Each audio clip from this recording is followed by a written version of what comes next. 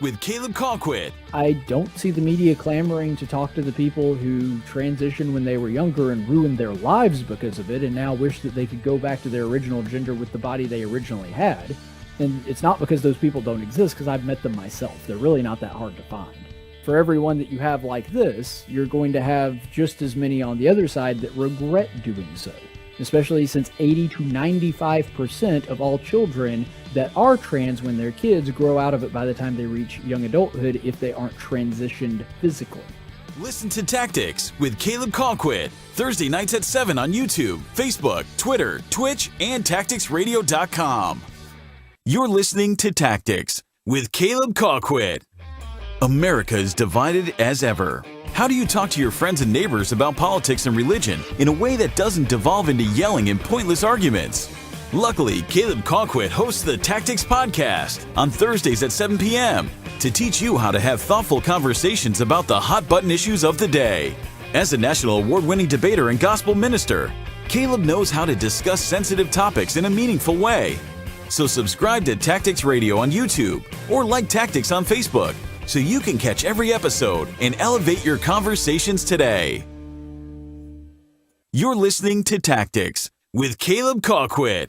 Tactics with Caleb Colquitt. We have a very special guest with us this evening, Congressman Mo Brooks. We're serious in America about liberty, about freedom, about our country's destiny being controlled by the will of American voters. And it's that Second Amendment right to keep and bear arms that enables us to defend our republic and defend our rights should the central government ever become dictatorial. Listen to Tactics with Caleb Colquitt, Thursday nights at 7 on YouTube, Facebook, Twitter, Twitch, and TacticsRadio.com. With great power comes great responsibility. Compromise where you can.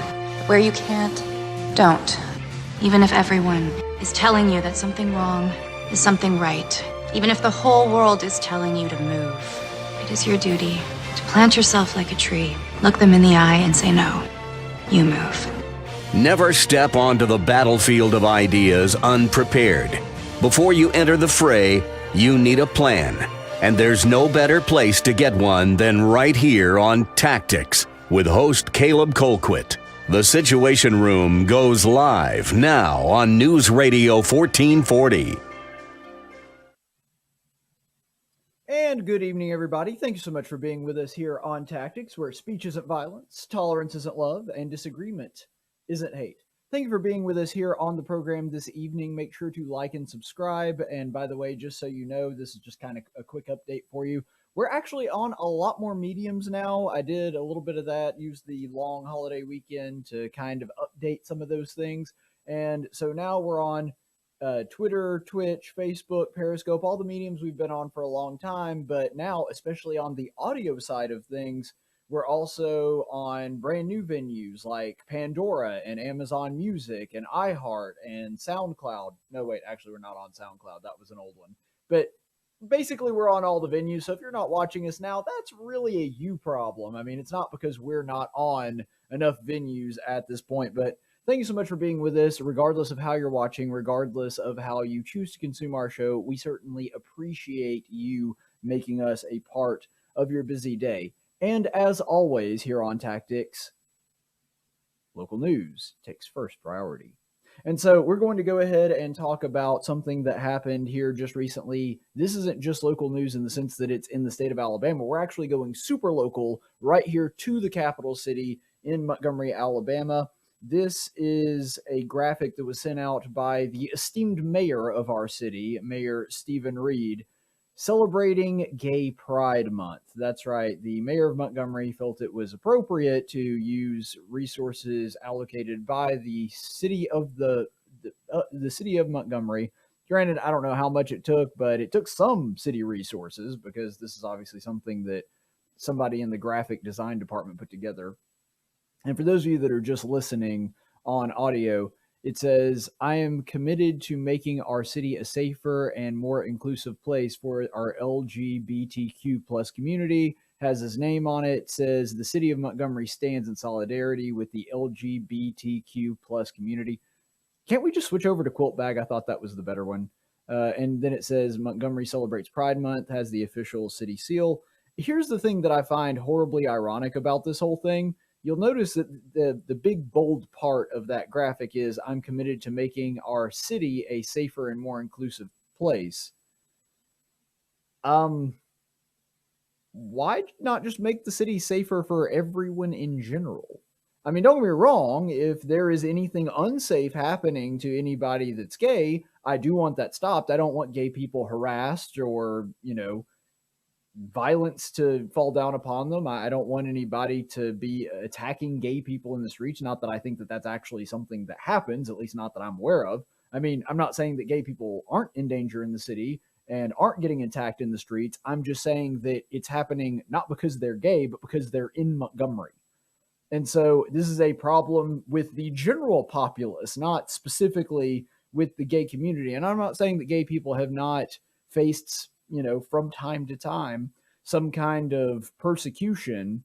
And I'm not even saying that it's never happened in Montgomery, but the idea that this is something that is rampant and something that we need to be worried about, I'd be a lot more worried about just keeping gay people safe in the same way that I would be worried about keeping everyone safe. I mean, gay people are citizens of the city of Montgomery too. And I actually know some, and believe it or not, I know this will shock some people, but I'm actually friends with some of them. And so I don't have a problem with them being kept safe.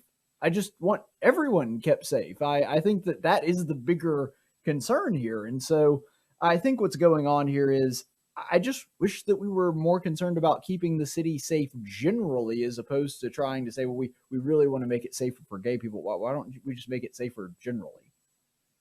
Like, if everyone, this is the thing that people on the left have an issue with when you say all lives matter. They're like, oh, you don't care about black people. No, black people would be included in all. Gay people would be included in all. Everybody is included in all. That's what all means. But this is the same principle I'm trying to apply here. Let's just make the city safer, and then gay people will be safer too. If a person attacks a gay person, I don't care if it's because they're gay. I don't care if it's because they wanted their wallet. I don't care if it's for whatever reason, whether it has anything to do with their sexual preferences or not. That should be stopped because it's a crime, not because they're a gay person.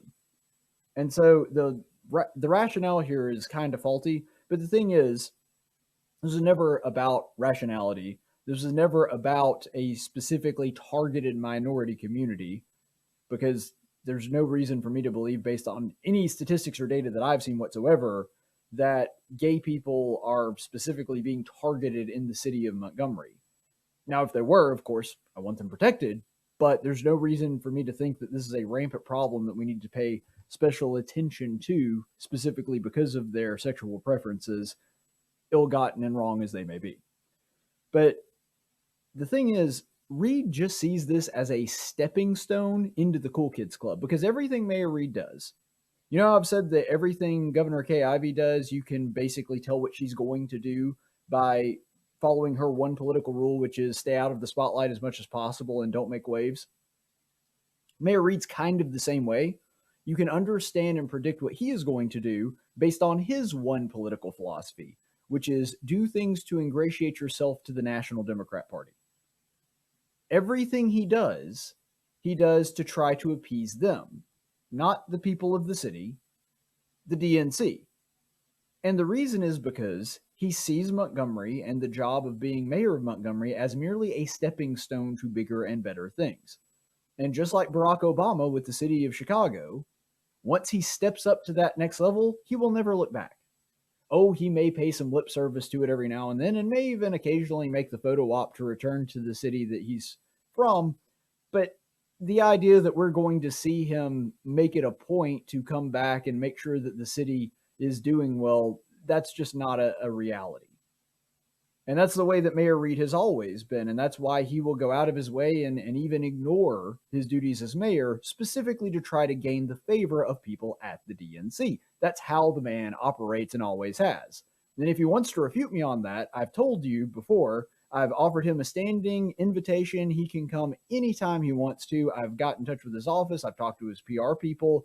Never gotten a message back. Never even so much as a call back to say, up yours, we don't want to do your show.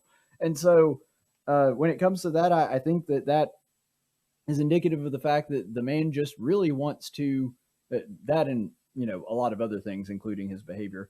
But ultimately, what he's really just trying to do is he's trying to ensure that he has a future at the DNC.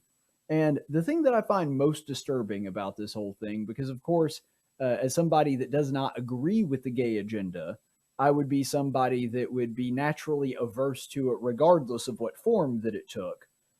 But even putting that aside, I think the thing that bothers me even more about that is the fact that he feels that this is something that is appropriate to use city funds and city taxpayer dollars and city resources on, but not the same for Memorial Day. Now, to his credit, he did make a post about Memorial Day and did tweet about it. He did one 40-second video, and it was fine. There was nothing wrong with it. I'm not being critical of that. But I noticed that when I went down, going downtown and looking around on Memorial Day, the flags were not even at half staff. Not only were there no decorations, not only were there no flags hanging up, there were no murals or anything like that on what is a nationally recognized holiday, which is specifically set aside to honor those that gave the ultimate sacrifice. On top of that, Montgomery's a military town. We have 2 Air Force bases and tons of military personnel. And it seems to me like that would have merited, I don't know, something. But I guess he was a little too busy planning for his announcement for Gay Pride Month and how he stands in solidarity with the LBGTQAIMP Silent 4 people.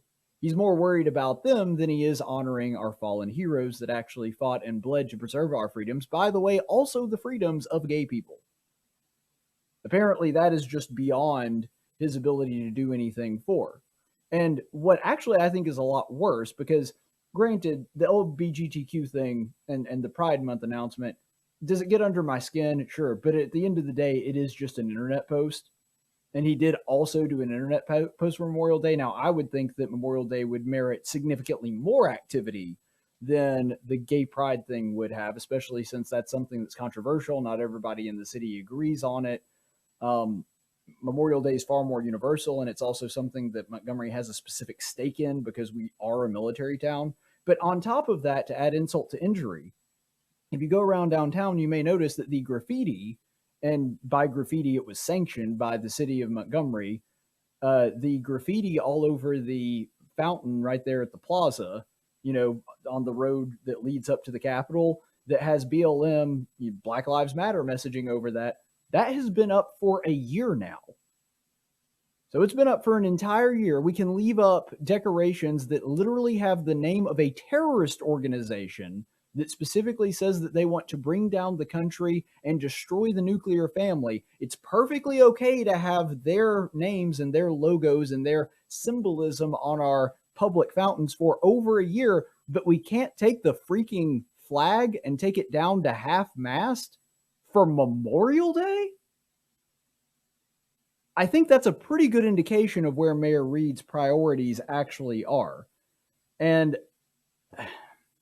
it saddens me to say this, but that's, I think, one of the reasons. I don't think it's the most important reason, but I do think it's one of the reasons that so many people are moving to places outside of the city. They feel as though the leadership of the city no longer reflects their values, that really Mayor Reed is primarily the mayor of the Democrat part of the city, which there are significant ones out there. I mean, after all, the man did get elected. I'm not saying that it's not a very blue city, but a lot of these people, I think, are leaving because they feel that their values are no longer reflected in the city's leadership.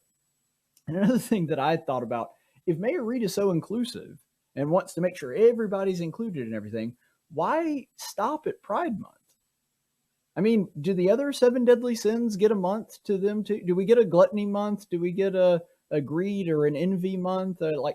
It seems odd to me that pride is the only sin that gets a whole month to itself that Mayor Reed wants to celebrate. If he's really inclusive, you think he's going to celebrate, I don't know, envy month next month? Is that July? I don't know. I'm not really sure. But anyway, Mayor Reed, well, I'll say this. Gluttony does kind of get that weird. Maybe gluttony does get a month. Gluttony kind of gets that month span between Thanksgiving and Christmas because I don't know if you're anything like me, you just constantly eat that entire time anyway. And I guess you could say Festivus, which is my favorite holiday. I'm kidding. I guess you could say Festivus would be wrath. You do have the feats of strength and the airing of grievances. So I guess you could say Festivus gets wrath. So it at least gets a day. One of the other 7 deadly sins gets a day, I suppose. But I will say this. I think that Pride Month is incredibly appropriately named. I do. I think that a lot of people say you shouldn't have pride in it or that's not something to be proud about. And I understand what they're saying. And I actually agree with the people that say that. However, I would make a note that I actually think that homosexuality is a form of pride. I think that, there's other sinful aspects of it. Lust is certainly involved in there. But I think ultimately it is an exercise in pride. Homosexuality at its core, if you dig down to what the core of homosexuality is, it actually is pride. And I'm just going to leave that as a teaser. I'm not going to dive real deep into that because we have a very special Chaplain's report where I'm going to talk about the Christian and how Christians should react to Pride Month. And that is coming up at the end of the show. So be sure to stick around for that. Now, in other local news, so we, stay on local news and give it the priority, and we'll talk about that a little bit later in the show. Governor Kay Ivey, our dear leader, picking at Meemaw a little bit there. She announced her campaign to be reelected, which frankly, I was kind of surprised about. A lot of people, I think, were more surprised than me. A lot of people were like, really? I thought she would retire. I was like, I thought it was maybe in the cards, but I wasn't sitting there like, yeah, I know she's going to retire. Look, Kay Ivey is a politician, and politicians, just as a unit, as a general rule, they're very loath to retire before their terms expire. They just are. And Governor Ivey is kind of a politician that runs in those establishment circles. And I know a lot of people like to think of her as a conservative, but even the ones that I think see her as a conservative don't really see her as a political outsider. And so I'm kind of baffled by why so many people were surprised and really thought she was going to retire. I kind of saw this coming. But the thing that does irritate me about it is I could very well see this being a repeat of 2018. And by that, I mean, in the 2018 primary and the gubernatorial race, you may recall that what happened is we had 3 primary opponents, all of which were significantly more conservative than Kay Ivey. We had a senator from the Mobile area in Hightower. We had the mayor of Huntsville, Tommy Battle. And we had, Scott Dawson? Yeah, Scott Dawson, an evangelist who lives in Alabama who didn't really have any political prior experience. But I wound up interviewing and talking to all 3 of them. You know why? Because they wanted to talk to me. They made it a point to reach out to people via talk radio. Kay Ivey, like I said, Kay Ivey's one political rule is to stay out of the spotlight and don't make waves. And she lives by that, and it served her well. Because as long as she doesn't get in trouble, she has enough name recognition that enough establishment voters and low information voters are just going to vote for her, and she's going to win anyway. And I think, unfortunately, probably what's going to happen this time is going to be exactly the same as 2018. We'll probably have a slate of primary opponents, probably all of which will be more conservative than Kay Ivey.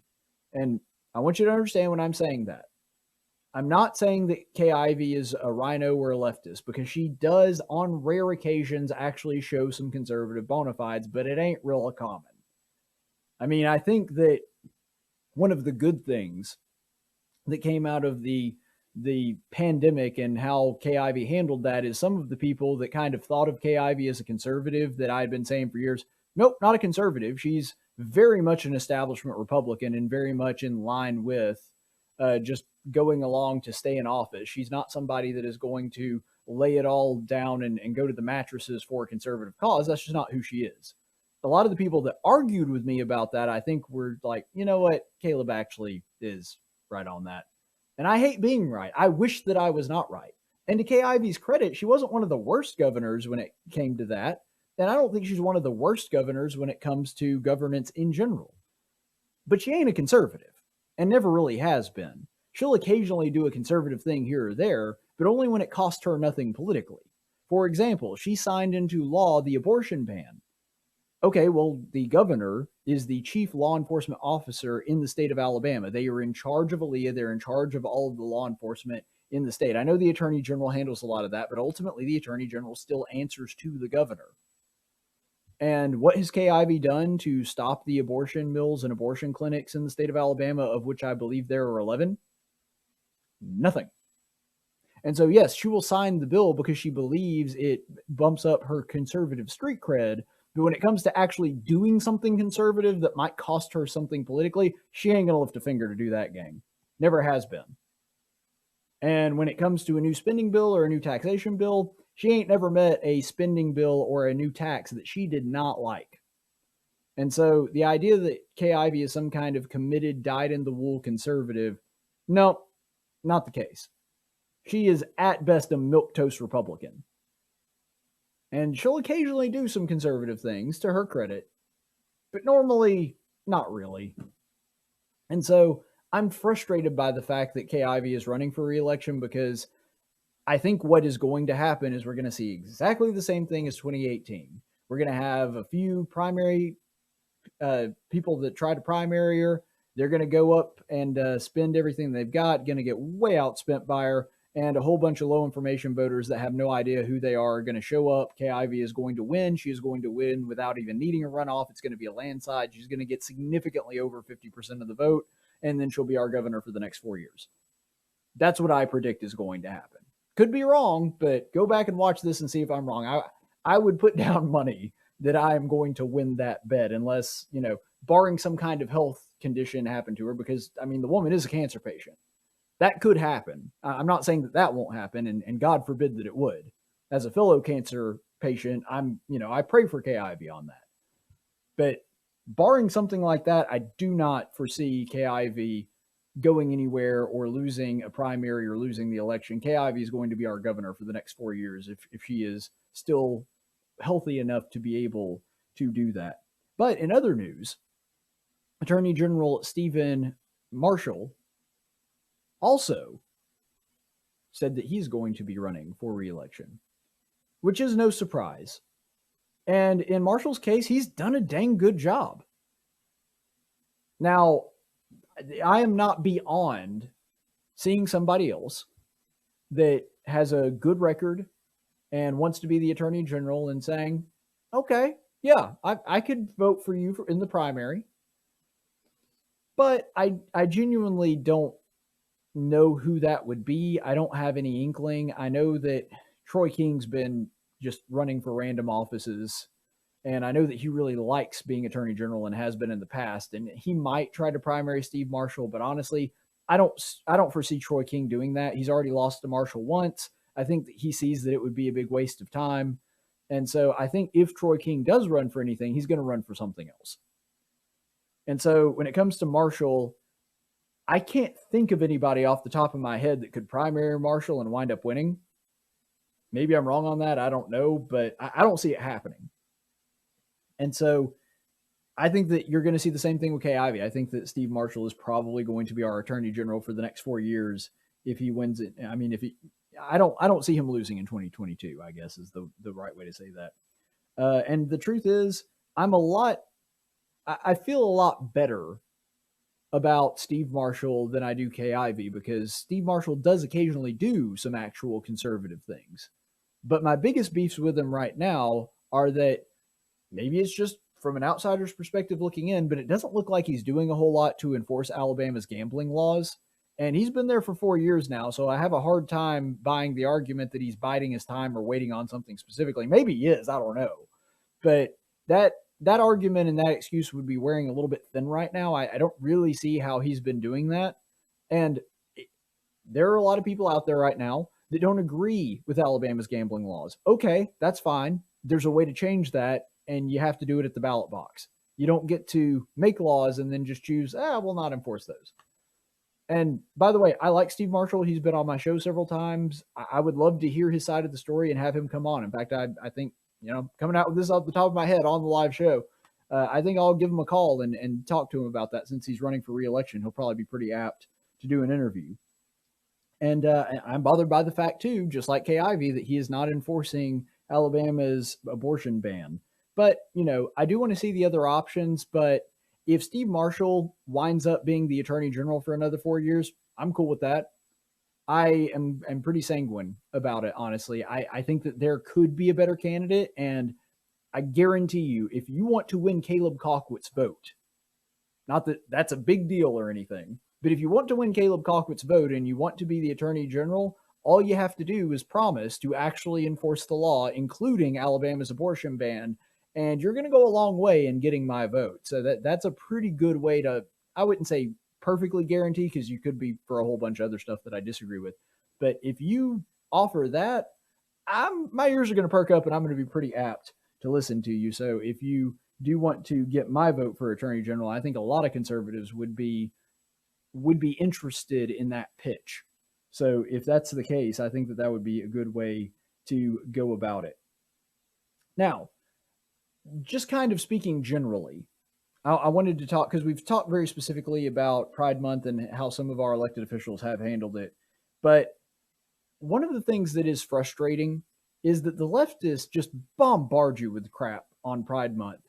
And as much as it is annoying, and it is annoying, it bothers me. But at the end of the day, it's not that big a deal. It doesn't really affect my life that much. I mean, am I annoyed when I'm watching whatever streaming service I'm watching and every single freaking commercial break is some kind of ode to Pride Month?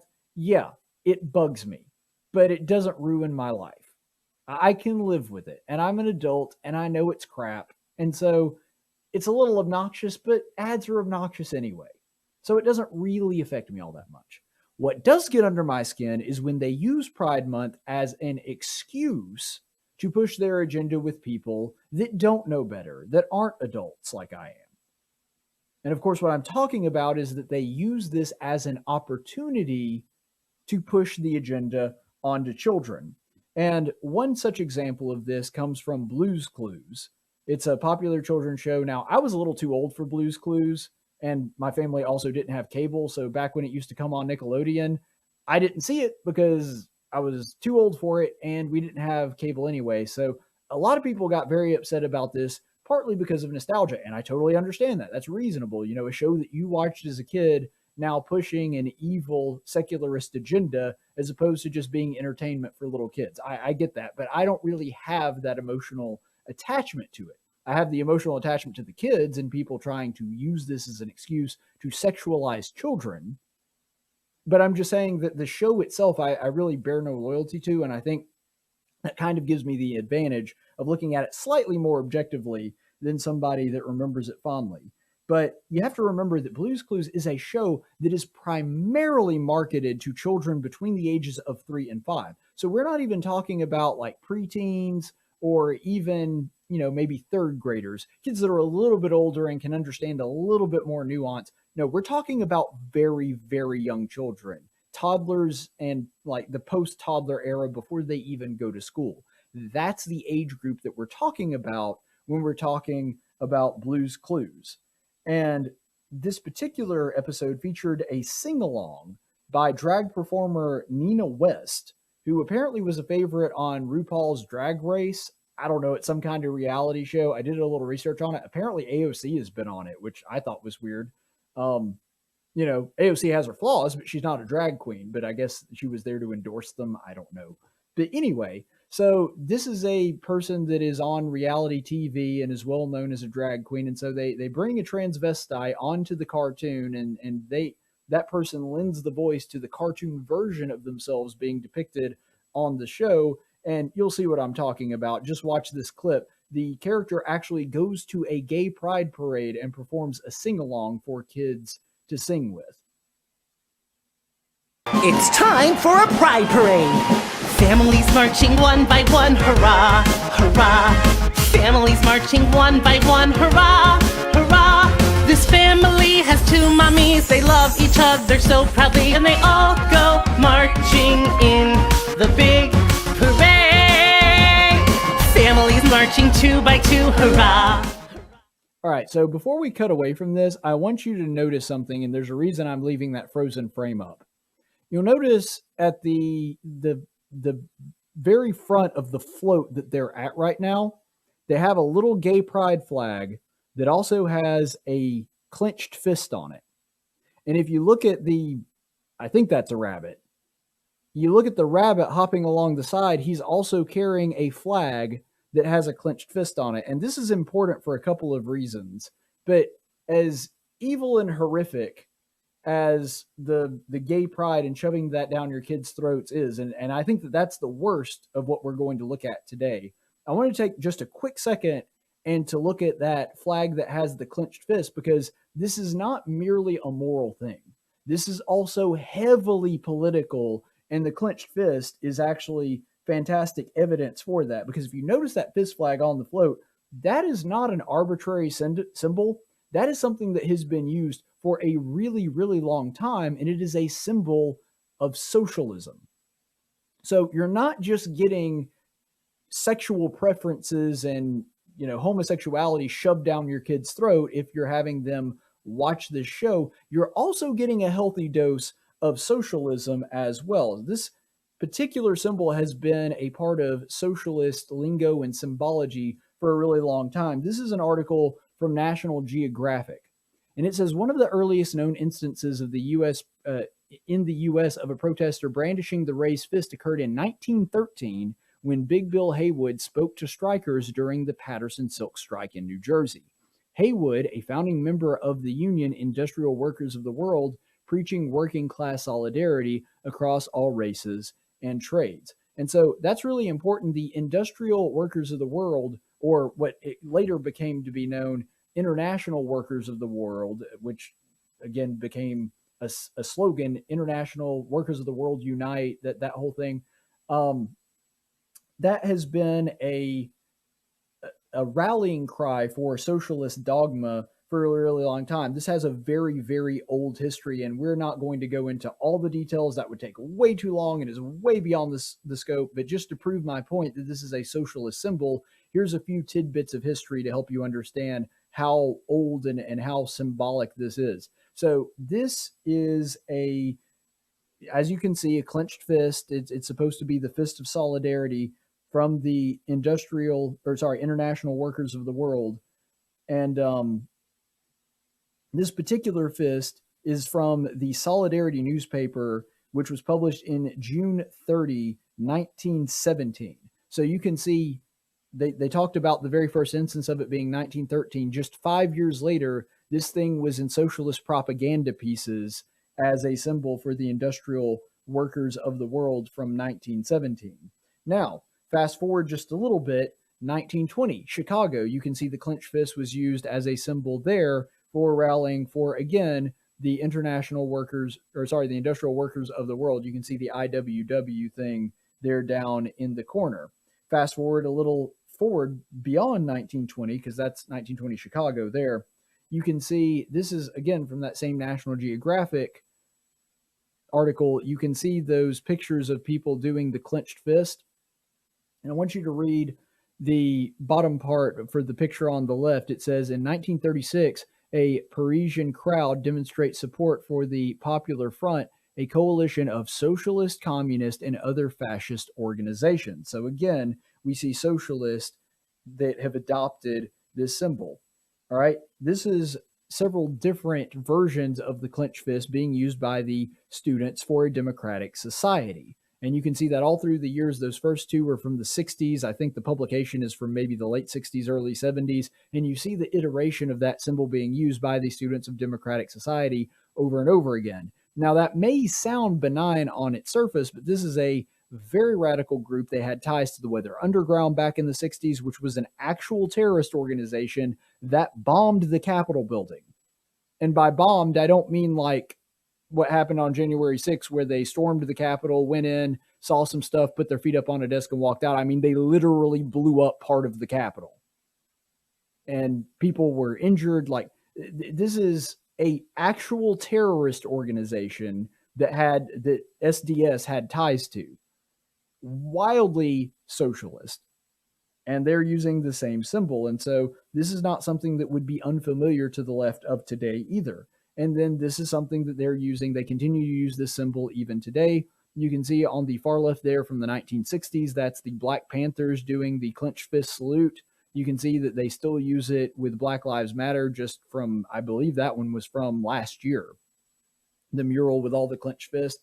And then you can see there at the bottom, that's at an Antifa protest that happened last year. And so Antifa, Black Lives Matter, all of these different socialist communities coming together. And you may also notice that back in the 1936 picture that we showed, that it was talking about communist, socialist, and anti-fascist. That's talking about the original Antifa. So this goes back a really long time. And this also goes to illustrate that a lot of people would try to look at this if they were arguing for having something like this, like, well, Blue's Clues is really just trying to, they're not being political. They're just trying to teach kids that being gay is okay. Well, okay, I have my problems with that too, but it's also overtly political. They're trying to send in political messages and condition children as young as 2 and as old as 5 to think like them and to grow up to be somebody that is a political ally of theirs. This is a political process.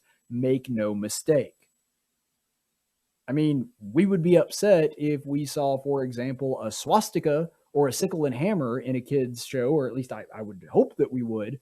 The clenched fist is no different. It is a symbol that has ties to terrorist organizations and radical political groups of the left, and has for about 100 years now. And so, well, actually over 100 years since it started in 1913. So make no mistake, they are trying to push morals on your kid, but they're also trying to push political agendas on your kid. But moreover than that, the fact that this happens at a pride parade is not insignificant. Have you ever actually been to a pride parade? I'm guessing most of the people in my audience haven't. And granted, I haven't been to one in person because I wasn't able to make it. I had planned to go to one in Birmingham and wasn't. I was only able to watch it online. These are not family-friendly events. And so they depict the pride parade in the kids' show. It's horribly unrealistic. And weirdly enough, the dolphins and beavers and bears and crocodiles in it, that's actually the most realistic thing of what a pride parade looks like, because there are a bunch of freaks dressed up like animals. But if you've ever actually been to one, it is not family friendly at all. I mean, there are men walking around with basically, I mean, literally just wearing socks on their junk, not even wearing underwear, just walking around stark naked with nothing but like some kind of sock device strapped around their stuff. So they're not technically naked, but they really are. I mean, you can see their butt, everything. There's little to the imagination. You see guys walking around in bondage stuff, leather straps. In the one in Birmingham that I was watching, they had a guy that was walking around with a crown made of sex toys. I mean, this is horrendously creepy stuff that I don't even think should be allowed in public for adults, much less having a bunch of little kids there and singing about it and riding on the floats in the parade. That's simply not something that should ever happen. Even if you agree with the gay agenda, you should be able to get on board with the fact that this is not a thing that is designed for children to be at or to be family friendly in any way. And unfortunately, that's not the worst of it. This sing-along actually continues to get worse. And this is the second clip of that. Watch. Families marching 4x4, hurrah, hurrah. Families marching 4x4, hurrah. And you see, we're going to zoom in here. This is the most disturbing part of the video, in my opinion, because you'll notice that right before we zoomed in, it was a whole family of beavers. And now that we've zoomed in, we're zooming in on the youngest or the youngest looking beaver. I know it's a cartoon beaver, so you can't really tell the age, but it's the smallest, and it's obviously the one that's trying to be depicted as a child. So unless you're like knee deep in this crap like I am every day, you may not fully understand the symbolism here. So I'm going to walk you through it. You see that like light blue and then pink and white strap on the beaver's arm? That particular color scheme is supposed to be the symbol for trans. And if you'll notice, on the beaver's chest, there are what appear to be scars, just sort of rigid protrusions where the breast would normally be. And by the way, this particular, I had to stop it here so that you could actually see this part of it. But this clip goes on to talk about how this particular family is trans and they love each other proudly, or some, leftist gobbledygook like that. So they're very specifically trying to depict this family as trans. And they even say that later in the clip. But if you look at that part of the beaver's chest, none of the other beavers have that. It's only on this one, who also happens to be the youngest member of this beaver family. And what that's actually supposed to be depicting, if you understand the symbolism here, is that is a child that has undergone transition surgery to remove their breast. That's what that's supposed to represent. I wish I was making this up, but I'm not. And this only happens on that one beaver out of the beaver family of 5, which means that that's not like just a way that they animated that particular animal. It's specific to that one. And they picked the youngest child in the group, and they picked the family that's supposed to represent the trans family in the parade. They are literally signaling to little kids that it is normal and natural and not something to be ashamed of to cut off your own body parts and have them surgically removed, have your body surgically altered as a child in order to transition from the gender you were born with. That's the messaging that they're sending out to 2 to 5-year-olds. That's a level of evil and manipulation that, I mean, I don't even understand getting that deep into it. But this is what is being spoon-fed to your kids. And I think that because I talk to all kinds of people across the political spectrum, that you really need to understand what they're doing here in this emphasis on families. And they say the word family like 10,000 times in this sing-along. I think the only word they use more than family is proud or proudly. But they're talking about, oh, this is a family, and this family has 2 dads. This family has 2 moms. This family is transgender. This family is non-binary. This family has like 3 dads, a watermelon, and a great aunt. Like, I mean, they're trying to say, no, all this is normal, all this is natural, it's all subjective, there is no right or wrong, there is no family structure that is preferable. And so it's a slap in the face to the nuclear family, and that is the intended goal. By the way, like we just mentioned, the clenched fist, that is a symbol of socialism, but it has also been co-opted, as we showed, by Black Lives Matter. And what is one of Black Lives Matter's goal? To destroy the nuclear family. That's in their platform on their website. Or it was. They took it down, but I have a copy of it. That was something that was a part of their official platform. They're all working in tandem. This is all about socialism. This is all about pushing the socialist agenda by destroying the most basic building block of society, the family. That's what we're dealing with here. And ultimately, that should come as no surprise, because if they can get you to reject the most basic thing about who you are, I mean, what's the first thing that they determine about you when you come out of the womb? Is it a boy or a girl? If they can get you to reject the most basic part of your identity and say, nope, it doesn't matter that I'm a boy, I'm actually a girl. If they can get you to do that, they can get you to reject anything, no matter how basic, no matter how fundamental, no matter how obvious. You will just accept whatever they feed you, regardless of whether it makes any sense or not. And that's what we're dealing with right now. That's the level of evil that is being fed to the kids.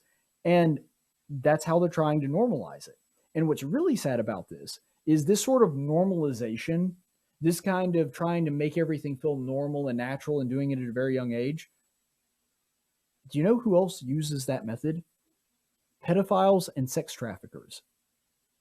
When a pedophile is trying to groom a child to the point to where they will be able to use them sexually, but the child won't tell anybody or isn't going to, in any way reveal or talk about the things that they're doing, or it won't, the parents won't notice a change in the child, which they almost always do eventually, but they try to normalize it and slowly build up and gradually groom children to think that this behavior is something that is normal for a little kid to behave in. And that's the way that they train kids to be able to use them for themselves, or to train them to use them as sex slaves. This is something that you can ask anybody that works with kids like this. I've worked with charities that do this.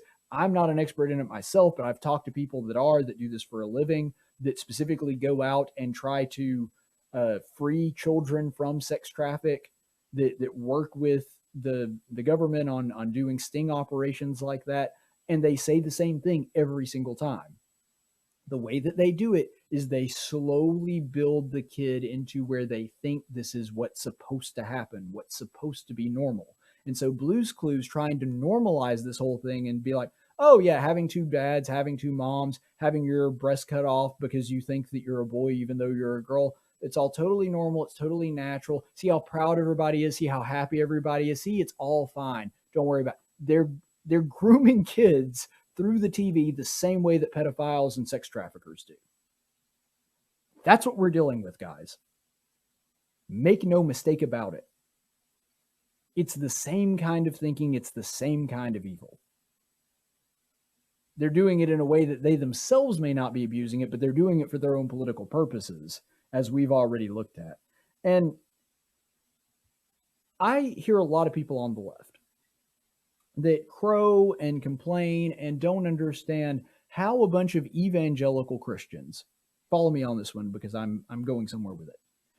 They don't understand how a bunch of evangelical Christians could choose somebody as crass and with such a lack of decorum and civility as Donald Trump to be their favorite on the ticket. Now, Donald Trump was not my first choice. I thought that there were several more conservative options on the table. To this day, I think Ted Cruz would have made a better president than President Trump. However, you want to know how you get Trump? That's how you get a Trump. Because Christians feel like they are under assault constantly. That they can't even let their kid sit and watch a children's program without being spoon-fed liberalism day and night and day. They can't get a moment's rest from it. When they go home, when they get off work, they want to spend some time with the family and just watch a couple of shows on TV. Oh, gay pride commercials.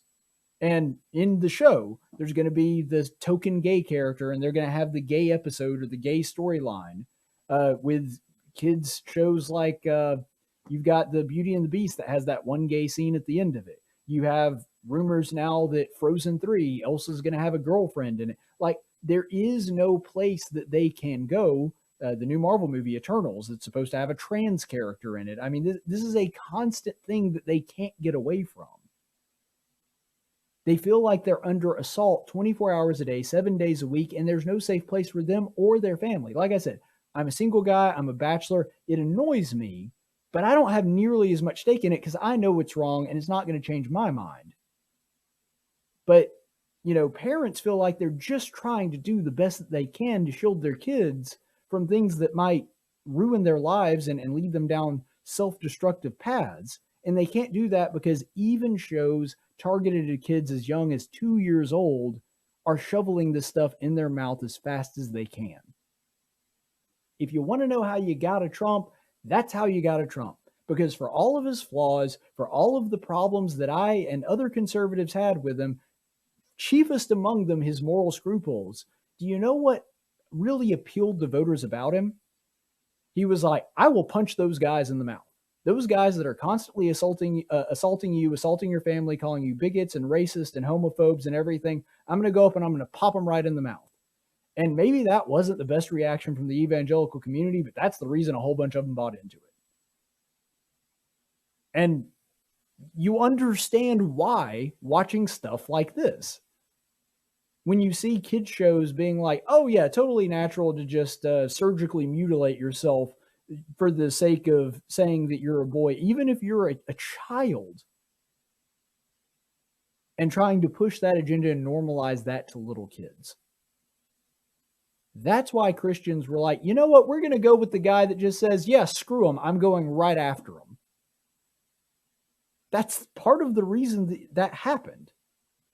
And so for people on the left, think about it that way. When you understand it that way, like if your kid shows were constantly just slipping in things about being pro-gun or slipping in things about being a Christian, okay, that'd bother you.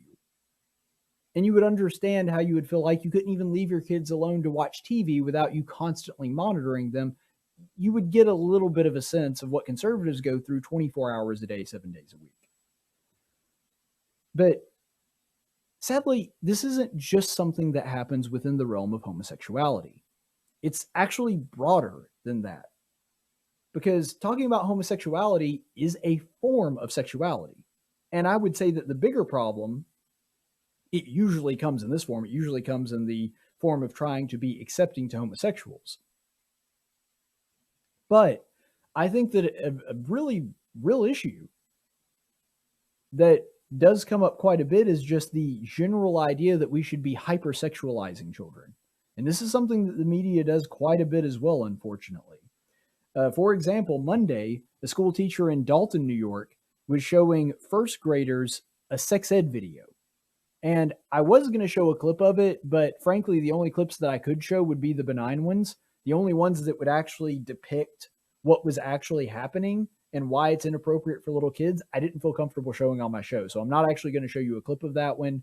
I have it there in the sources. If you're watching on YouTube or Facebook, you can actually see all of my sources right now. If you want to go and watch it on your own time, totally understandable. It lasts about 2.5 minutes. So it's worth the time spent to understand what these schools are pushing on their kids. But it straight up, warning, if you happen to be watching with a little kid, I'd have them leave the room or either pause the video right now. It's teaching little kids about masturbation and teaching them how to do it. And, you just touch yourself in this way and it feels good and that kind of thing. And it's not super graphic, but it does describe what that's like. And it depicts it as normal and natural and something you should do. And so that's not even really diving into the world of homosexuality, but it is sexualizing kids. And that has the same ramifications, like I just said, of kind of grooming children into thinking that that's normal and natural and something they should be doing.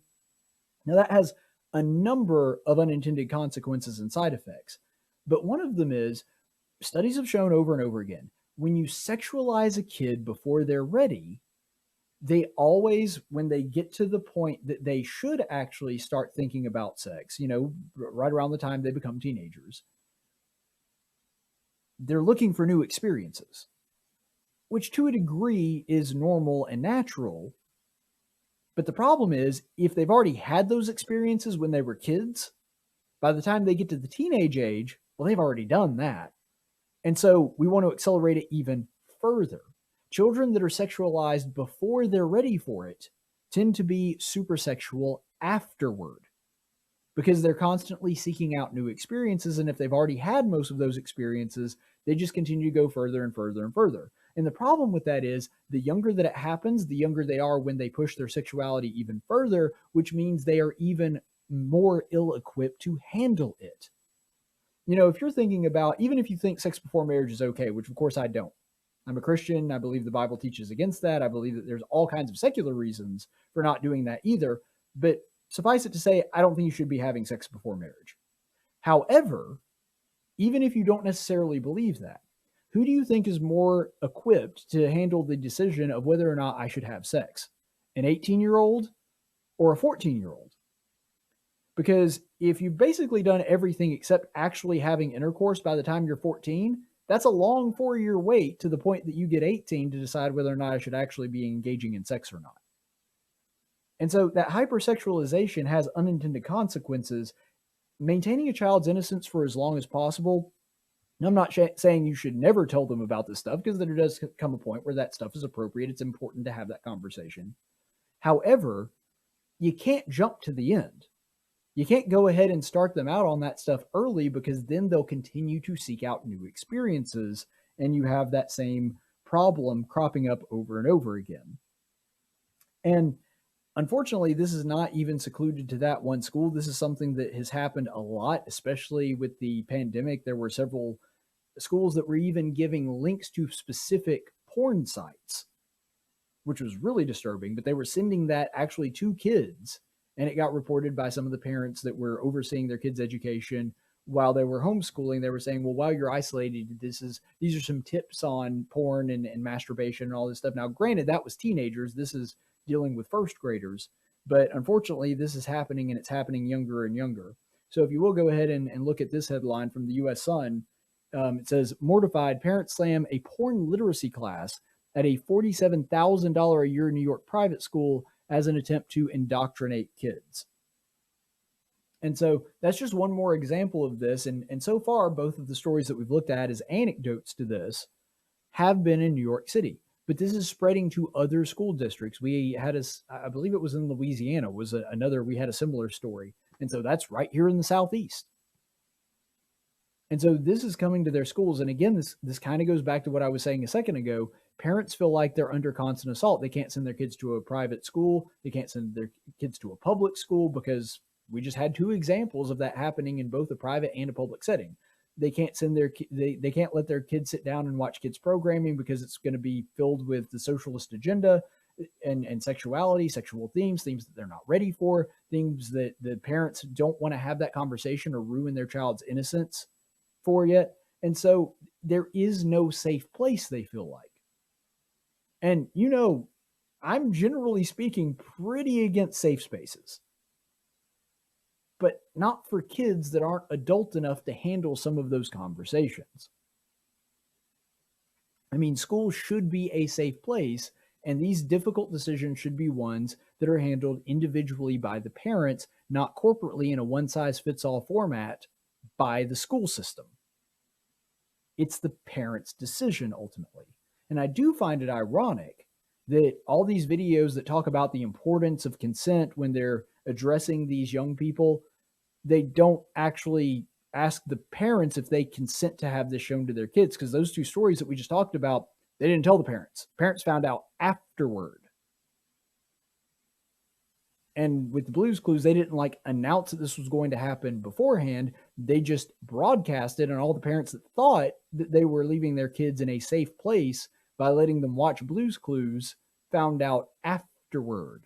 They're wanting to indoctrinate your kids without your knowledge. They preach about consent when they're talking to the kids, but they don't care about the parents' consent because their goal is to make the kids like them and not like the parents.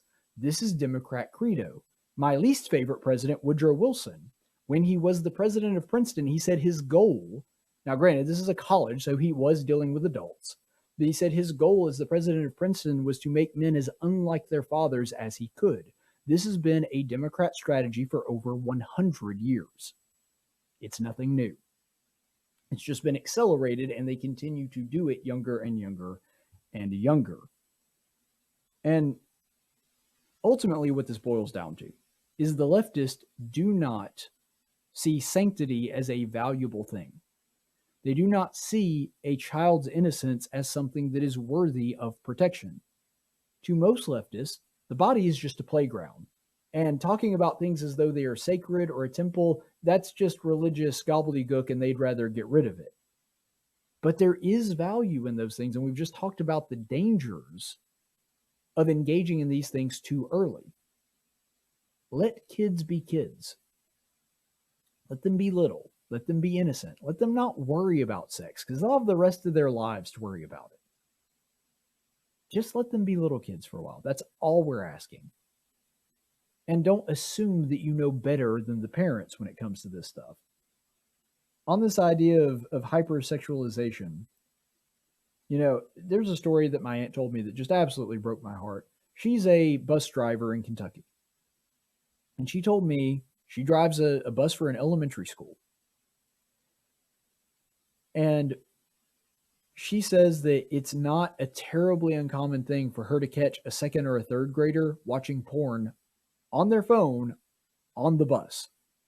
So not only are they consuming material that they shouldn't, they're apparently doing it so often and brazen enough that they are comfortable doing it in a public place.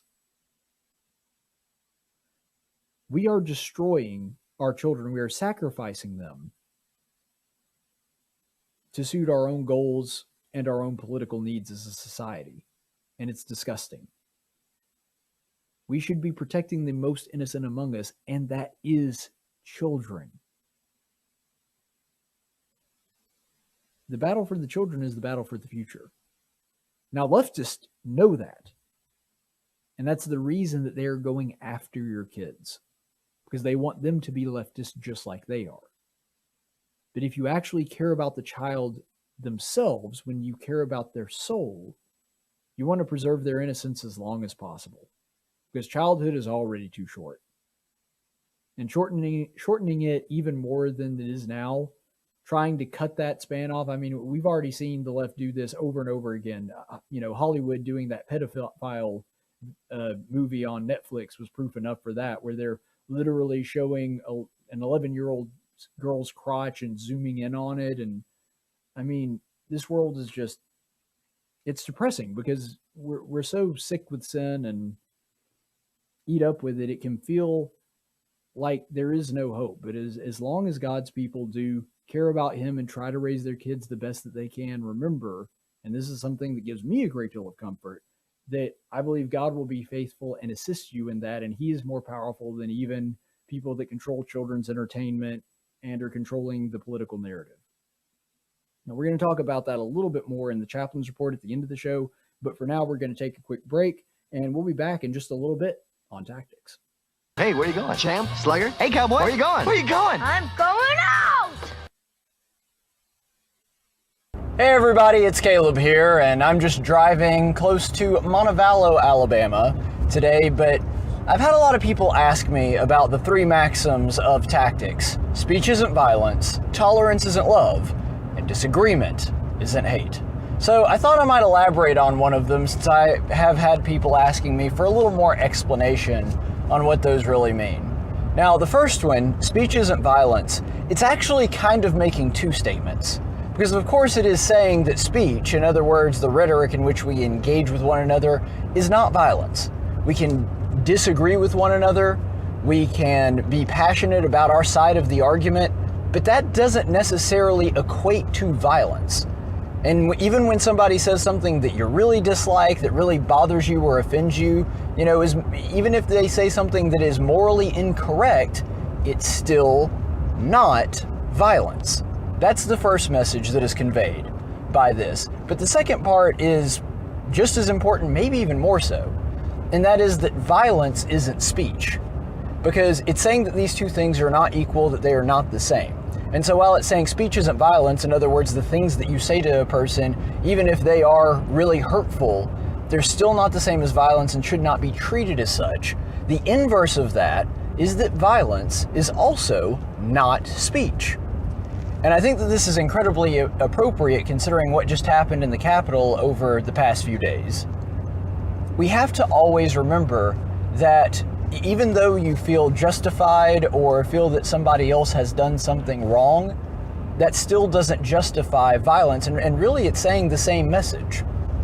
Because as horrible as some of the things that some people have done, unless they bring harm to another individual, no matter what it is that they've said, no matter what their political ideology is, it still doesn't elevate to the level of violence. And this is actually being recorded on Dr. Martin Luther King Day, so I think that this is incredibly appropriate. This is the guy who started the nonviolence movement. It was his idea. He was the one that did it the best. Did you know that Dr. King made every single person that marched with him sign a pledge that they committed themselves that they would not, no matter what, engage in violence? And he made sure that all of them signed this before they would march with him, because he knew that if they were ever tempted, if they had even a moment of weakness, even when people that were in power were doing real injustices to them, that they could not engage in violence because violence doesn't work. The doctrine that King preached is the same doctrine that Jesus Christ talks about in his Sermon on the Mount. That even when an enemy offends you, persecutes you, talks evil about you, you turn the other cheek. You don't engage in violence. Their bad action does not justify you doing evil towards them as well. Two wrongs never make a right. This is something that Dr. King understood. This is something that Jesus understood, and something that Jesus taught others and his disciples, including people like Dr. King, to do. That you cannot snuff out evil with more evil. In the same way, you cannot stop violence with more violence, even when it is justified, even when it's understandable why someone would want to engage in violence. That still doesn't make it okay for you to do so unless you're acting in immediate self-defense of your life. Ultimately, that's what it boils down to. Both these great men and many Christians who have lived throughout the ages understood that very basic principle of the teachings of Christ, that speech is not violence.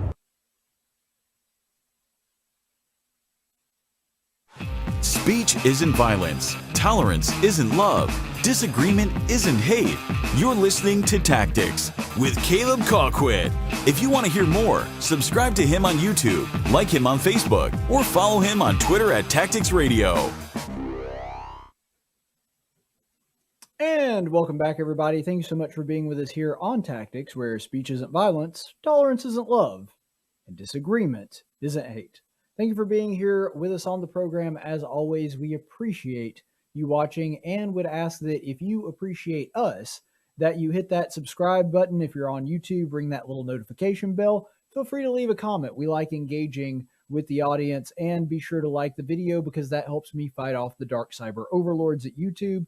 And hey, it's my birthday tomorrow, so if you want to get me a present, like this video, subscribe to it. That would be really awesome. Thank you so much for doing that. Let's go now to the daily dose of stupid. No, you messed it up. You're stupid. And for today's daily dose of stupid, we are going to be featuring the one and only, the President of the United States, Joseph Robinette Biden. And I use the middle name specifically here because remember that Robinette is his middle name because it is his mother's maiden name, which, by the way, comes from a family of slave owners. Now, I tend to not think that having slave owners in your family's past is something to be ashamed of because, you know, they're your ancestors. You can't control what they did. But apparently the left feels that this is very important and this is really problematic, yet they elected a guy who comes from a family of slave owners. So, yeah, that makes a lot of sense. And the reason that I iterate that in this particular daily dose of stupid, because we're going to be talking about Joe Biden's racism. Not racism of the past, not all of his racial flubs just this week. We're going to talk about just his racism happening this week, and there is actually quite a few incidents of that. So we're going to sort of lump them all into one big daily dose of stupid. And the first incident of this happened earlier this week where he was talking about a government program to try to assist Black people that are incapable of getting a home, apparently. Yeah, it's best if you just watch. Shockingly, the percentage of Black American homeownership is lower today in America than when the Fair Housing Act was passed more than 50 years ago. Lower today. That's wrong. And we're committed to changing that. You know what? Joe Biden, for all my poking fun at his problems with public speaking and his word selection, I actually think he really hit the nail on the head. That is shocking. It's so shocking that all of the crappy government programs that were supposed to help Black people over the past 50 years did nothing. It's funny. He doesn't even realize it, but he's arguing against his own point. He's saying, do you realize that more Black people owned homes before we started a program to assist Black people in owning homes? That's what conservatives have been saying forever. The government programs don't work, genius. I love this because he's like, shockingly, it's even worse than it was before there were protections for this kind of thing. What does that tell you? That means that even before government got involved with housing, and even in the 60s, in the middle of the civil rights movement, where there really were a lot of racial animus going on, and it was legal to be racist. You as a landowner could go out and be like, oh, that Black family wants a house? Well, they can't have it because I don't like Black people. Back when that was legal, it was still better for Black people than today, 50 years later, after we have sunk $50 trillion into the war on poverty. much of it specifically aimed at black people because Lyndon Baines Johnson worked that in. Most of it specifically aimed at helping black people and giving preference to them. 50 years later, black home ownership is lower. You know who's not shocked about that? Every free market capitalist in history. Because that's how it works. When the government gets involved and makes people dependent upon the government, it doesn't help them. It hurts them and it holds them back. We blew $50 trillion. Now, keep in mind, the cost of every American war combined, from the Revolutionary War to the wars that are going on today with the troops that are stationed over in the Middle East, all of that combined cost us $7 trillion. We spent $50 trillion on the war on poverty since LBJ, and poverty is still at the same, and black home ownership is down, not up from where it was in the 60s. And now, Democrats will probably point to this because they always point to discrepancy regardless of surrounding circumstances and be like, oh, well, see, that just proves that people are super racist now. Except that very law, the Fair Housing Act, outlawed people discriminating against people, and they will go to jail for a very long time if they do. And on top of that, you really want to make the case to me that race relations are worse today than they were in the 60s, where there were white people literally going out and killing and lynching black people. I mean, granted, it didn't happen as often as it did maybe back in like the 30s or 40s, but that was still going on in the 60s. And you want to tell me that race relations are worse now than there were then in the 60s when black home ownership was higher? Good luck making that case. But that's how Joe Biden is, and it's ironic that he's using that as a rationale for coming up with new government programs that cost more money, that are designed to help black people, just like the program that he just mentioned that 50 years later has done the opposite. And somehow he thinks that this helps his case for why we need these government programs and government spending today. Joe Biden's a moron, and anybody that has any shred of critical thinking in their brain can not even look at other sources, not even do research. Look at the stats that Joe Biden himself lists in his own speech and tell that doesn't make any sense. That's where we are today, guys. And I think that it's funny that Democrats have followed this pattern for a very long time. They make a problem, and then they claim that they need more power and more money and more control to be able to fix the problem that they made. That black housing is actually lower now that they've had 50 years and $50 trillion to try to fix that problem. And they're saying, you know what the problem is? We need more money, more power, more control, and we need more time to be able to fix this problem. No, you've had 50 years, you've had $50 trillion, you've had enough, it's not working, we're done. That's what the American people should be saying to Joe Biden when he proposes stuff like this. Now, this next one, I had to include it because we're doing a Daily Dose of Stupid. It's not racist. It doesn't really have anything to do with race like the last one, where Joe Biden apparently thinks that black people are incapable of doing things on their own, and so they need a lot of government programs for them to come in and fix it. This one's not racist. It's just dumb and funny, and because of that, it has a lot of entertainment value. So watch this clip and see if you can actually tell what the crap Joe Biden is saying. Not try to reason it out or ration out. Just tell me if you can actually understand the words coming out of his pie hole. Just imagine if instead of denying millions of Americans the ability to own their own home. What? Play that again. Just imagine if instead of denying millions of Americans the ability to own their own home. American, just imagine, own their own home. Wait, what did he just say? Look, Donald Trump was not the world's greatest communicator. Now, Obama was pretty darn good. Now, he couldn't really go off script or live without a teleprompter, but the man, when he was on point, he was a fantastic communicator, socialist as he may be. Donald Trump was not the world's most skilled communicator by any stretch of the imagination, but the words that he said were actually understandable. Now, you may have disagreed with it. You may have said he made that point in a way that was insensitive, or it wasn't smart to present the message that way, but you actually did understand the words coming out of his mouth. Joe Biden has checked out on us. He is not there, gang. President Houseplant has left the building. The lights are on, but nobody's home. So I just thought y'all would get a kick out of that. Let's go ahead and move on to the next clip.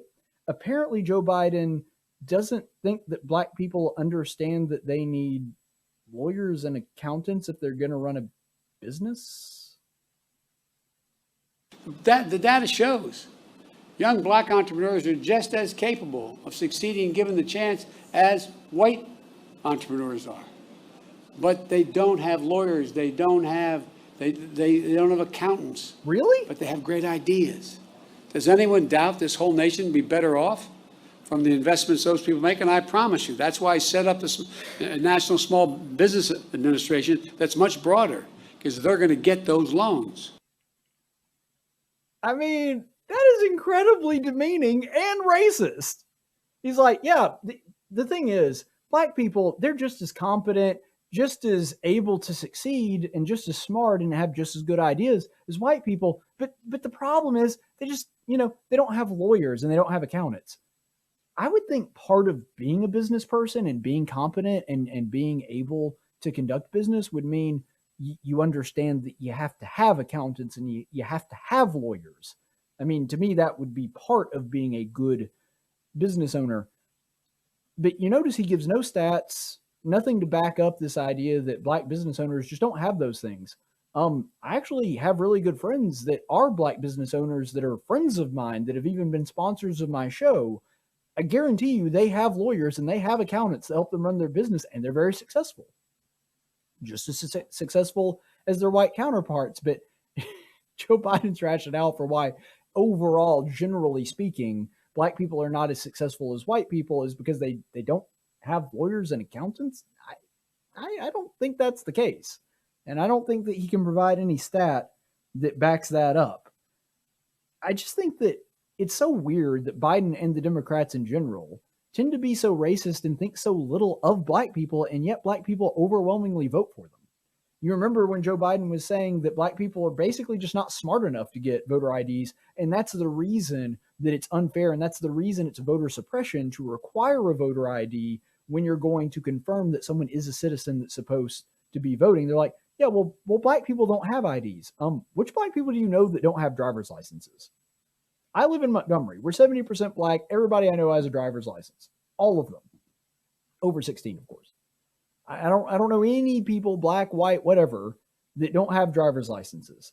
And he was saying that, well, we were saying you don't even have to pass a driver's test. You can just get a regular non-voter ID. And Joe Biden's answer to that conservative talking point was, well, yeah, but they can't get to a computer and they can't go down to their local library and fill it out. And they're just not smart enough to do that. I'm like, how dumb do they think black people are? Voting is not that hard. It's actually super simple. I wish it were more complicated, to be honest. But this idea that black people just aren't smart enough to get IDs and aren't smart enough to know where to go to vote and all these things, or they can't go down to they don't have internet access, or if they actually legitimately don't have internet access, they can't go down to a free local library and use the internet. They're not smart enough to do that. Democrats must think black people are just morons. And it's really sad because it comes across in a lot of their talking points. You remember when Joe Biden was saying, hey, look, poor kids are just as bright and just as intelligent as white kids. And I was like, so poor is a synonym for black now? He just constantly says these things where he has this, it's not even really soft bigotry. It's just straight up bigotry of low expectations for black people. And it seems like nobody ever calls him out on that, except for that one time when that one girl called him out for being a racist on the stage of a Democrat debate. And that little girl wound up becoming his vice president candidate. Apparently she didn't think it was all that racist. The one time he actually gets called out on his racism, turns out he makes that person his vice president candidate. So I know that Joe Biden probably doesn't know this because he thinks that black people are too stupid to get degrees in law and accounting, but I know this is going to shock him, but there are actually some black lawyers and some black accountants. I know that this would stun him to learn that there are black people that can do those things, but I actually know a lot of them. I know several black lawyers because I live right next to it. I live on the campus that has a law school, so I know a lot of black lawyers. And I actually know several black accountants and several successful black business people. They are capable of doing these things. I know that Joe Biden, that would stun him, but no. Here's the thing that's so funny about that. You'll notice he started out that clip by saying, look, black people and black business owners are just as competent as white people. Here's the thing. I believe that. I 100% believe that. And I believe that their ideas are good, just like Joe Biden said. The difference is when I say it, my actions back up that sentiment. Because I believe that black people can make it on their own. They don't need me. They don't need a government. They don't need Joe Biden to succeed. I think that they can succeed having exactly the same resources and freedoms available to them as white people do. They don't need a leg up in that sense. They can do it on their own. Joe Biden is constantly saying to black people that they're too stupid to do this without the government's help. That's the irony here. See, if he actually believed that black people were just as competent and just as good at what they were doing as white people are, he wouldn't need to say, oh, we've got to have all these government programs to help them out because they can't really do it on their own. No, if he really believed that black people were that competent, he would say, well, they need the same things that white people do. I don't see why we would be giving them extra help because they can do it on their own just like white people can. It just amazes me that nobody thinks about this kind of stuff when talking about Joe Biden. If they were just as capable as white people, they wouldn't need all these programs because here's the thing, they can get lawyers and accountants too. And, do. But that's not the last racist thing Joe Biden said this week. We have one more clip of him saying something I think equally offensive. In the spirit of meeting people where they are, we'll also be working with the Black Coalition Against COVID and other organizations to launch a new initiative called Shots at the Shop. Barbershops, beauty shops are hubs of activity and information in the black and brown communities in particular, but in many communities across the nation. Local barbers, stylists, they become key advocates for vaccinations in their communities, offering information to customers, booking appointments for them, even using their own businesses as vaccination sites. We're going to work with shops across the country to make an even bigger impact over the next month. Now, I don't think that there's anything inherently racist about saying that we need to launch them in barbershops. I think it's a little weird and hokey. And personally, as someone who tends to be very libertarian, I don't like the fact that the government is handling the vaccine rollout anyway. But just kind of leaving all that aside at the table, because I know that Joe Biden doesn't share that sentiment. That in and of itself is not what I'm saying is racist here. It's the same kind of low expectations that we saw sort of implied in the last clip. He's saying, look, black people are spending a lot of time at the barbershop, and we know that they tend to hang out around there. So what we're going to do is, because black people are just not smart enough to get the vaccine on their own or know where to go to get them or, when they're supposed to make appointments, we're just going to have to baby them a little bit and cater to them. So we're going to send these vaccination sites out to the barbershops to try to use that as a form of community outreach. I'm sorry, that's stupid. Black people don't need that. If a black person hasn't got a vaccine, do you know what I assume? They don't want the vaccine. Now, I might disagree with that decision. I might think that they actually do need the vaccine. I might advise them to do so. I've advised people in my own family to get the vaccine. I don't really see the need for me to get it because, I'm 32 years old at very low risk, that kind of thing. But the older people in my family, sure, I've told them to go ahead and get vaccinated. And I'm not anti-vax, but if I see a black person and the black person knows that they're available, he's eligible to get one, knows he can get one for free, and he hasn't got one, Joe Biden apparently thinks, oh, well, see, the thing is the government hasn't come there and held his hand to be able to give him the vaccine. You know what I assume? I was like, he probably doesn't want the vaccine. If he hasn't gone to get it, I imagine it's just not real important to him. And I'm fine with that. Even if I disagree with his decision, it's his decision to make. I don't assume that he's so incompetent that he hasn't figured out how to get a free vaccine yet. And that's the thing that is just so mind-blowing to me, is that there's such a low bar of expectation for black people coming from Democrats. And I also find this pretty darn funny too. Joe Biden has been saying all this time, we gotta, trust the experts, trust the science, man. Come on. Trust, yeah. I mean, that's what Joe Biden says all the time. We got to trust the experts and trust the science. Like your barber for medical advice.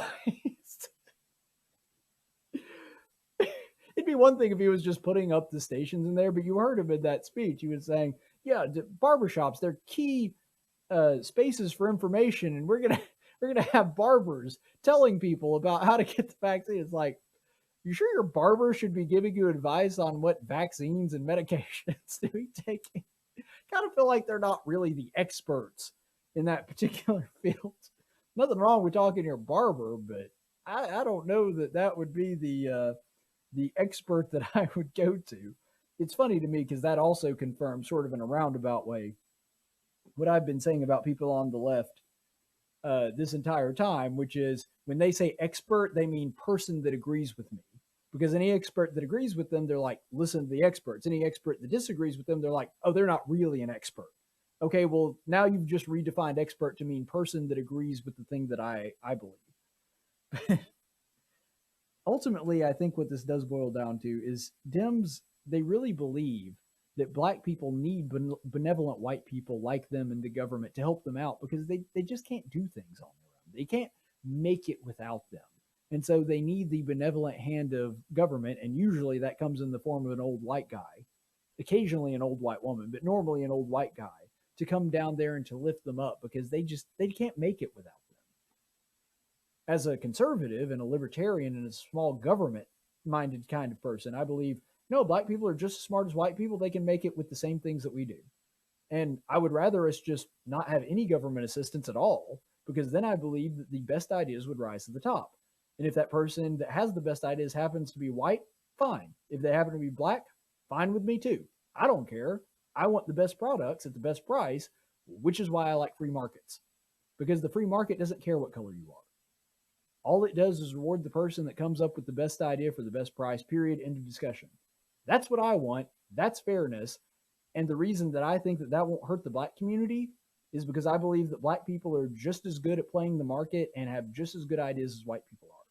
See, when I say that, my actions and my belief system actually is indicative of that. It backs up when I make that claim that I actually believe what I'm saying. Joe Biden's is the exact opposite. He says, no, black people are just as competent as white people. They just need all this government assistance to actually help them compete on the same level. Yeah, that's not what being just as competent is. If there was a guy that was, for example, a really fast runner and a really slow runner, you might look at that person and go, yeah, the really slow runner, he's going to need some help there. But if they were of the same skill level, you wouldn't say either one of them needs help because they're at the same level. And so his actions and his ideology does not actually back up what he claims to believe. And now it's time for the thing that we've been teasing all night long, the Chaplain's report that is coming up right now. In 1775, the Continental Congress created the Chaplain Corps. Under the command of General George Washington, each soldier was required to attend worship service every Sunday. While other armies advanced on their feet, Washington's troops advanced on their knees. It's time for the Chaplain's Report with Caleb Colquitt on Tactics. Since it is Gay Pride Month, and that's been everywhere, social media, regular media, TV, radio, whatever, it's all over the place. Yes, I'm sick of it. I'm sure that most of the people that are watching me right now are sick of it as well. But I did want to answer this question because I think that it is something that bears repeating, and because we're constantly bombarded with it, I think that we do need to take a look at what is the correct Christian way to approach a month-long celebration of sin. Because this is something that, frankly, is not completely new to the Christian world. Throughout our entire history, we have dealt with societies and civilizations that would glorify and celebrate sin. American society in 2021 is no different. And so there's a number of different historical events we could go to, but I thought it would make sense for us just to spend most of our time in the scripture. Because I have learned time and time again, if you just stick to the scripture, it's really hard to screw that up. And so even though I typically give a lot of my opinion, I feel that it just makes sense for us to go to the scripture first. Ultimately, I believe, and I'm going to prove this through the scriptures that we visit this evening, that homosexuality at its core is, of course, a sexual sin, so lust is involved, but it is primarily a sin of pride. And we're going to go over that this evening. So first, we're going to go to the book of 1 John. This is chapter 2, verses 15 through 17. Do not love the world, nor the things in the world. If anyone loves the world, the love of the Father is not in him. For all that is in the world, the lust of the flesh, and the lust of the eyes, and the boastful pride of life, is not from the Father, but is from the world. Do you notice in this verse how homosexuality fits all three of these ingredients? The lust of the flesh, the lust of the eyes, and the pride of life. Ultimately, it fits all of these things. Every single one of them can be found in these verses. And if you look in verse 17, the world is passing away, and also its lust, but the one who does the will of God continues to live forever. So this is an important part of this verse because specifically, it talks about the world and the lust being something that is temporary. And this makes sense to us because in a lot of ways, our flesh and the temporal world are things that are not going to be permanent staples of Christian life. And so it's important for us to understand that when John is drawing this contrast here, lust of the flesh, lust of the eyes, and the pride of life, he's saying that is, in a sense, a summary of what everything the world has to offer is. Homosexuality is all of those things. It's obviously the lust of the flesh because it's a sexual act. It's the lust of the eyes because there are people that look at people with the same gender as they are and burn in their lust because of that. Now, there's people that do that with heterosexual too, and it can be just as wrong if you're doing that with someone who you're not married to, but it's definitely something that occurs with homosexuality. And then finally, the pride of life. And this is something that I think that they have sort of accidentally shown their hand on. The fact that they call it Gay Pride and Gay Pride Month, I think is actually terribly appropriate because they are proud and celebrating in their sin. Now, I think that part of this is an overcompensation because there is some small part of them that understands this is a wrong thing to do. This is something that is against their own nature. I think most of them have probably gotten to the point now that they've deadened themselves to that. But on some level, there is some consciousness of knowing that this is not something that is appropriate or something that is within God's will. And because of that, they try to overcompensate and celebrate it. You saw in the video we saw of Blue's Clues where they were showing the Gay Pride Parade. They're like, they love proudly, pride, they love pridely, happy Pride Month. They say it over and over and over again because they think somehow that if you are proud of your sin, then it's not really sin. If it's something that you're not ashamed of, if you don't feel guilt in, or you try to convince yourself that you don't feel any guilt for it, then it must not be wrong. And for somebody that thinks that everyone is their own moral compass and their own moral arbiter, that makes sense, doesn't it? Because if you can convince yourself it's not wrong, then it's not wrong if every sin is subjective. If morality is just based on the person, then all you have to do is work yourself to where you don't feel personally bad about your sin anymore, and then the sin must not be a sin anymore. It must be okay if you don't feel bad about it. That's where the pride comes in here. The boastful pride of life means you have taken sin to such a level that you no longer regard it as something to be ashamed of anymore. And that's exactly what John is talking about. But this actually has a correlation with another passage of Scripture. Let's go now to Genesis 3, verse 6. This is talking about the fall of man when Eve is tempted in the garden. When the woman saw that the tree was good for food, and that it was a delight to the eyes, and that the tree was desirable to make one wise, she took some of its fruit and ate. And she also gave some to her husband with her, and he ate. You notice anything here? She noticed it was good for food, in other words, lust of her flesh, and that it was a delight to the eyes, pretty obvious, lust of the eyes, and that the tree was desirable to make one wise. Well, now, why would somebody want to be wise? Because of pride. Right here in the original sin, the very first sin that humankind ever committed, all three of the ingredients that John talked about are right there. That's the ingredient for sin. When you have those things, that is what the world has to offer you. And that's exactly what gay pride is, isn't it? It's a combination of those three. Now, there's lots of other sins that take completely different forms other than homosexuality that have those things. I'm not saying that homosexuality is unique in this way. But I'm saying you'll notice that at the core of that is Eve's pride. She wants to be like God, and that's what the devil has promised her. And because of that, she decides to go ahead and eat of the fruit because she wants to be as wise as God. She wants to be basically her own God. It is a sin of displacement. Satan has convinced her that if she eats of the fruit, that she will be like God. She will have essentially displaced God and made herself God. God told her not to eat of that fruit.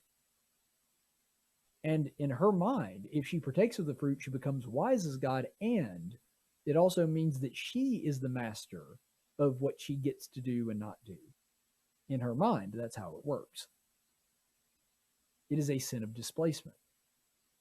And at their core, isn't that what all sin is? It's the assertion that God doesn't know what's actually best for us. What we want or what we decide is actually what's best for us. And so whenever we sin, it is a rebellion against God. It is a rejection of who God is. And it is us putting ourselves in God's place, saying we get to make the decisions about what is right for us. Guys, that's all homosexuality is. Or transgenderism or whatever else. All of the different isms that come with that. Because what it says to God is, you don't get to decide who I love. I'm going to love whoever I want to proudly. Well, isn't that just saying to God, no, you're not God, I'm God. I get to decide those things. Transgenderism, same thing. No, you don't get to decide whether I'm male or female, God. That's not up for you to decide for me. I get to decide that. I will make my own choices. Ultimately, both of these things are sins of pride. And now we're going to go to another passage that addresses exactly this and sort of builds upon it. So let's go ahead and go to Romans 1, verses 21 through 25, which reads, "For even though they knew God, they did not honor him as God or give thanks, but they became futile in their reasonings, and their senseless hearts were darkened. Claiming to be wise, they became fools, and exchanged the glory of God for exchanged the glory of the incorruptible God for an image in the form of a corruptible mankind, of birds, four-footed animals, and crawling creatures. Therefore God gave them up to vile impurity in the lust of their hearts, so that their bodies would be dishonored among them. For they exchanged the truth of God for a falsehood, and worshipped and served the creature rather than the Creator, who is blessed forever. Amen." You see how this goes along with that exact same thing? That what has happened is we've displaced God. We have made it to where we get to make our own moral decisions and make our own choices and say, no, this isn't a sin, this isn't wrong, this is right, and I've decided that it is right, therefore it is okay. I don't have a problem with it. I don't see the danger here, therefore I get to be God. And that's exactly what is being said here in Romans. He's saying that they have thrown away all sense, all rationale. They have basically become animals. Why? What is their moral principle? Whatever I want in the moment that I want it. Well, if that's the case, then you are just an animal. All you're doing is following your animalistic instincts to wherever they lead. You're not a person, you're not reasoning this out. And so we see a process develop. And this is what Paul is talking about in Romans. First, you forget God, then you forget reason, then your heart is darkened, and then you have, as Paul just said, replaced the image of an incorruptible God with a corruptible man, yourself. That is what's happening here. Now we have displaced God out of his rightful place. And we've decided that we're the ones that get to make all of those moral decisions. And when that happens, the final stage in that process is it says God turns them over to their own vile affections to reap what they sow. They are going to sow dishonor in their flesh because that is what they have chosen to do. Dishonor their flesh, dishonor their creator, dishonor the purpose that God put them on this earth for. He gave them their minds, he gave them their bodies. They chose to reject all of that. I'll remake my body to be whatever I want it to be. I'll remake my affections to be whatever I want it to be. And that's the problem with homosexuality. Yes, it is a sexual sin. Nobody denies that. But like most sins, if you dig down deep enough, pride is there waiting at the bottom. It is the first sin. It is the primordial sin. It is the sin that turned the devil from an angel to a devil. It's the reason that he was cast out. Ultimately, pride is the poison at the bottom of every sin. It's the root cause. And that's where we find ourselves right now. Homosexuality may be a different flavor of that poison, but it's the same poison. I mean, it's like eating vanilla cyanide versus cherry cyanide. Okay, you might like one flavor better than the other, but at the end of the day, it's still going to kill you. And so that's really where we kind of stand on that. So I want us to go now to another passage that will probably sound very familiar to you. And this is just a few verses after the passage that we just read in Romans 1, 26 through 27. For this reason, God gave them over to degrading passions, for their women exchanged the natural relations for that which is contrary to nature. And likewise the men too abandoned their natural relations with women and burned in their desire toward one another, males with males, committing shameful acts and receiving in their own persons the due penalty of their error. So the first thing I want you to notice about this is that it says that they are going to reap the benefits of their own error. In other words, you have created an error that is going to lead to error. You have done something wrong, and because of that, your body is going to be dishonored as a result of that. And so this is God basically saying, like, look, I'm not the one punishing you for this. You've taken a body that was designed to do a very specific thing and chosen to use it in a way that it was never intended to use. It's kind of like, have you ever had to use a screwdriver as a hammer? Like you didn't have a hammer around, and so you had to take like the back of your screwdriver and drive a nail. What happens? Well, the nail's almost always crooked. If it works, it's really hard to flush that nail, and you might wind up messing up your screwdriver. And that's exactly what it's like. And I'm not even talking about physically. I'm talking about spiritually here. When we use our spirits and we use our flesh to do things that God never designed them to do, I'm not even talking about the physical ramifications, even though Paul is talking about that as well. It does something to our soul that causes us to understand we are using what God gave us for a purpose that he never intended. See, God gave us the blessing. He's the one that created us. He designed us in a specific way. And because of that, he knows what will work best, what setup is best, what process is best, what is the best way for us to live. And if we reject him, then we get what we deserve. It's not like God is standing there thumping us for screwing up. I'm not saying he doesn't occasionally punish, because I think that he does, even on this side of eternity. Sometimes he does directly punish. But most of the time, it's just more like God says, okay, I'm going to give you up to your affections. I'm going to let you revel in the lifestyle that you've chosen, and the result is not good. And I want you to notice something else too. Do you realize that I just gave you a lesson on homosexuality and I did not start with the verses that condemn homosexuality? We got there, but we got there slowly. And I explained the process and I explained why these verses, why this sin is wrong through verses that didn't start with homosexuality. I think that's the mistake that most Christians make. A lot of us are very eager to make our point and to tell people that homosexuality is wrong.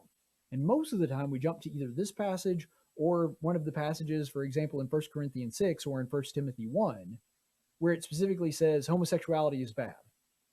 But we don't actually do the groundwork of explaining why it's bad. And if we don't explain why it's bad, then we do just sound like bigots. We do just sound like killjoys that are like, nope, you can't do that. And it's arbitrary. It sounds arbitrary when we teach people this. But if you actually do the legwork, and it doesn't take that long, I've only been doing this for about 10 minutes now. If you go into the background and you understand the scripture and you understand why the sin of homosexuality is wrong, people are a lot more apt to understand that and listen. They won't always. Sometimes they'll reject that too. I mean, even Jesus, who was the perfect teacher, got rejected by most people. And so that's not a commentary on you or your teaching or even the scripture.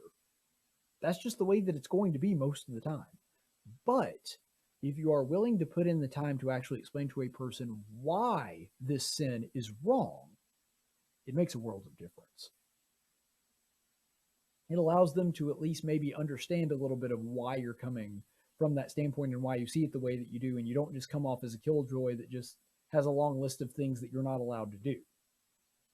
Once you understand that there are consequences that come from this, that it is a self-destructive lifestyle, and that that's the way that you see it, and you're actually trying to help gay people that are caught up in this sin because you believe that it is something that is going to harm them long term. People are a lot more receptive to that, and they should be. That comes with Christ's command to teach the truth in love. And I want us to look at one more Bible verse this evening before we wrap it up. And this comes from that same chapter in Romans 1, a little bit further down though, in Romans 1:32. And although they know the ordinance of God, that those who practice such things are worthy of death, they not only do the same, but also approve of those who practice them. Up till this point, we have been talking primarily about the sin of homosexuality itself and the people that are engaged in them, and that verse certainly does that. But did you notice what it said at the end there? It says that the people that reap this reward, they are worthy of death, and not only those that do the same sin, but those that approve of it. Those that, as the scripture says, approve of those who practice them.